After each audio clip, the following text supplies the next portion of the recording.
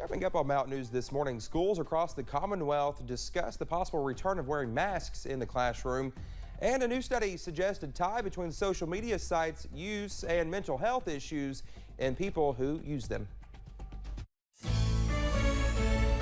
Dedicated to Eastern and Southern Kentucky, this is WYMT Mountain News this morning.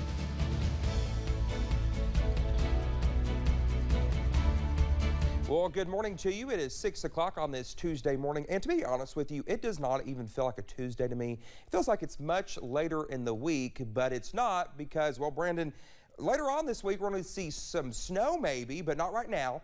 Right now, it's just cold. Just so, quiet. It's cold quiet. and quiet. Yeah, it's calm. So, but yeah, so, but it is really cold. I just can't get over how cold it is because yesterday we were spoiled by the warmth. Yep. So, oh well. So literally, Dakota, in the span of 5 days, we were warm, and then we had a cold front. Now we're cold. Cold with snow tonight.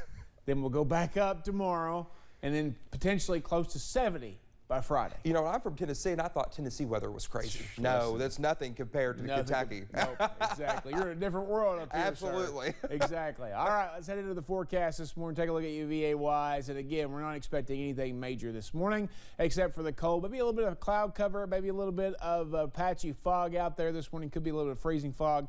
And watch out for some frost on those cars. Everybody in the 20s, including Wise there at 23. It's the coldest spot in the region. Actually, no, it's not. Monticello is the coldest spot in the region at 22, up to 30 in Jacksboro there in East Tennessee. A little extra on your coffee meter this morning, all the way up to max warming needed, depending on what you want this morning there with the cold.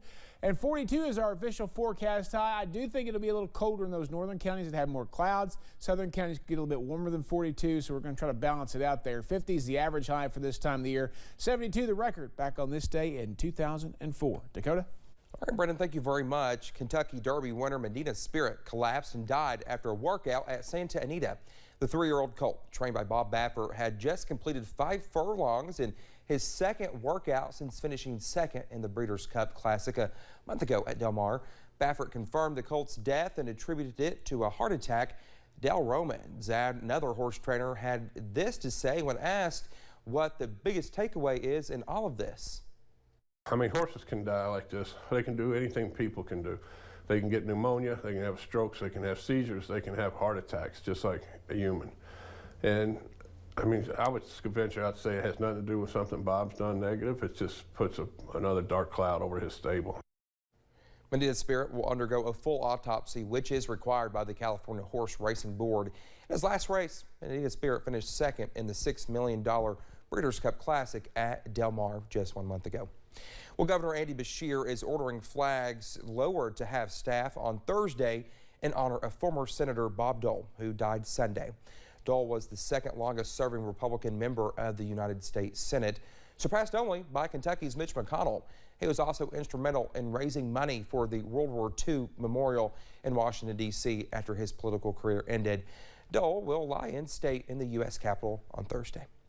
Well, Senator Mitch McConnell delivered remarks yesterday on the Senate floor regarding the death of former senator.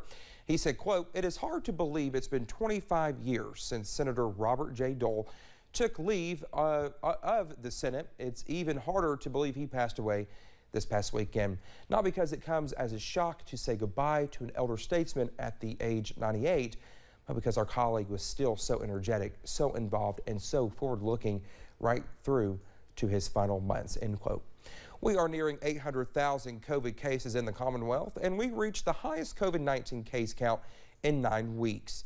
The state reported 1,347 new cases yesterday, bringing our case total to 799,695. We had 63 new deaths as well, putting the Commonwealth's total deaths at 11,289. The positivity rate is now a little more than 9.10%. You can always find the latest COVID-19 information over on our website at WYMT.com. After several weeks of a decline, Governor Andy Beshear is saying Kentucky is in an escalation to COVID-19, not in an increase in hospitalization numbers, ICU admissions, and patients requiring ventilators. Now, the governor says every indication show cases are going up, but as Chad Hedrick reports, hospitals are not overrun just yet. With less than 3 weeks until families have their long-awaited Christmas get-togethers, a Grinch, by way of COVID-19, is looking to make a comeback. We are back in an escalation. New cases have reached a 9-week high in Kentucky, the national daily average topping 100,000 for the first time in 2 months. Hospitalizations are also ticking up before they reached their pre-fall surge lowest. The curve is, again, not quite as steep yet as the last escalation, but remember, we didn't reach our floor again. We didn't get all the way back down. Governor Beshear says hospitals are not sounding the alarm yet, but his administration is ready to act should hospitals start to become overwhelmed. So one of the lessons learned is knowing when to ultimately turn on some of the assistance levels. We've seen the National Guard and what a huge help they are. The state is working to connect hospitals with nursing programs to quickly bring in students should staff become stretched thin again. They're also making sure lower level hospitals are ready to expand ICU units. And certainly there's a hope because either people getting boosted or who have just had it, hopefully will have higher levels of immunity, at least against Delta, that we won't go as high as fast. The added concern, though, is that this increase is happening around the holidays and when people are inside and closer together. But the potential ramifications are still too early to determine. We're gonna have to wait and watch and see. That was Chad Hedrick reporting. Governor Beshear says right now the Delta variant is still enemy number one.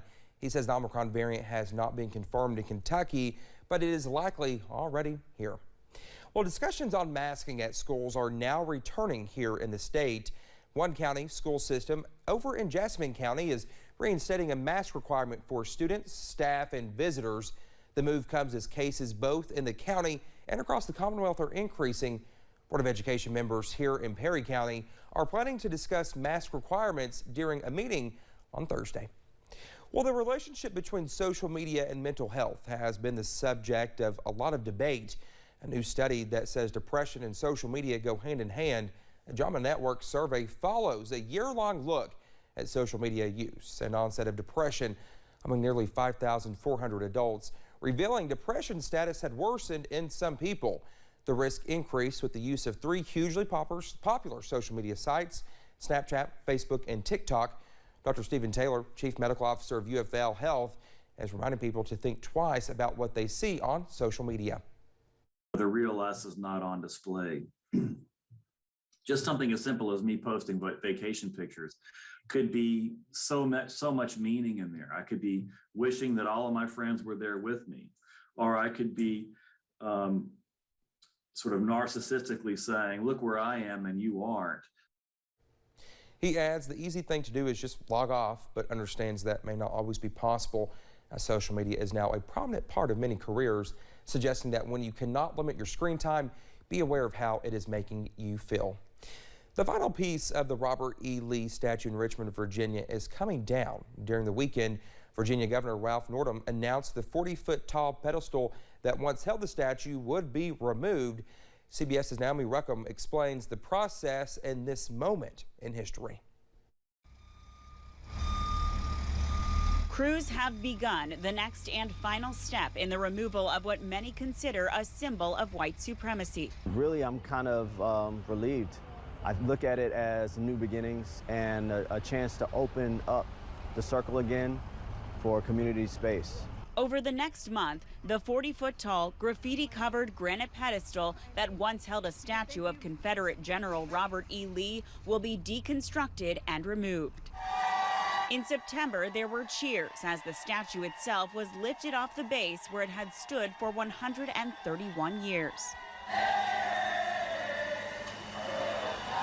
Public officials in Virginia had resisted its removal until the murder of George Floyd in Minneapolis prompted nationwide protests. The Southern Poverty Law Center reports in 2020, nearly 170 Confederate symbols, monuments, and school names were removed or renamed nationwide. Many more statues have come down this year.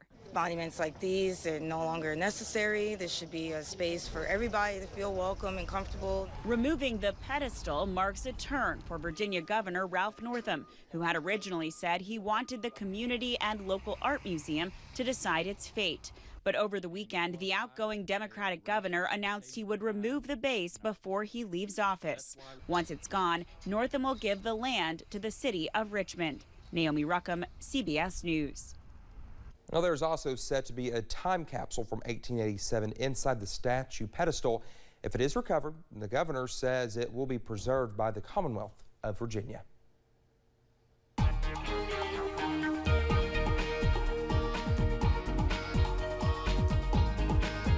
Temperatures in the 20s this morning, so pretty cold across our region. Watch out for some patchy frost, some patchy fog, and maybe even a little bit of black ice. If any of that water left over from yesterday's rain froze on some of those roads. 30 in Jacksboro this morning, with everybody below freezing there. Everybody else is in the 20s this morning, from 22 in Monticello to 30 in Jacksboro. 42 this afternoon if you're lucky. If you see more clouds, could be a little cooler in your area. If you see more sun, it could be a touch warmer.